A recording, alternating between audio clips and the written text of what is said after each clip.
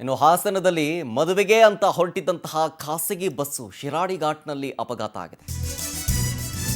ಅವರೆಲ್ಲರೂ ಮದುವೆಯ ಖುಷಿಯಲ್ಲಿ, ಮದುವೆ ಸಂಭ್ರಮದ ಖುಷಿಯಲ್ಲಿ ಒಂದು ಖಾಸಗಿ ಬಸ್ ಮಾಡ್ಕೊಂಡು ಹೋಗ್ತಾ ಇರ್ತಾರೆ. ಶಿರಾಡಿ ಘಾಟ್ನಲ್ಲಿ ಭಾರಿ ಅನಾಹುತ ತಪ್ಪಿರೋದು.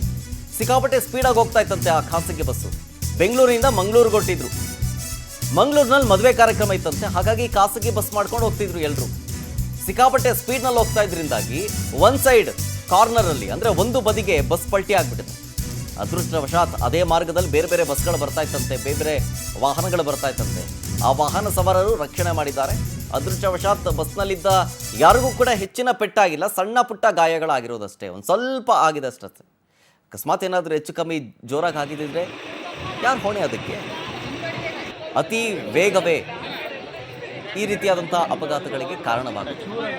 ಸದ್ಯ ಇಲ್ಲಿ ಯಾವುದೇ ಪ್ರಾಣಹಾನಿ ಆಗಿಲ್ಲ, ಜೊತೆಗೆ ದೊಡ್ಡ ದೊಡ್ಡ ಗಾಯಗಳೂ ಆಗಿಲ್ಲ, ಸಣ್ಣ ಪುಟ್ಟ ಗಾಯಗಳು. ಸೊ ಹಾಗಾಗಿ ಸೇಫ್ ಆಗಿದ್ದಾರೆ. ಇದು ಶಿರಾಡಿ ಘಾಟ್ನಲ್ಲಿ ಆಗಿರುವಂಥ ಒಂದು ಆಕ್ಸಿಡೆಂಟ್ನ ವಿಜುವಲ್ಸ್. ಇದೇ ಬಸ್ನಲ್ಲಿ ಪ್ರೈವೇಟ್ ಬಸ್ ಇದು. ಈ ಬಸ್ನಲ್ಲಿ ಮದುವೆಗೆ ಅಂತ ಹೊರಟಿದ್ರಂತೆ ಮಂಗಳೂರು ಕಡೆ. ಆ ಟೈಮ್ನಲ್ಲಿ ಆಗಿರೋದು ಇದು.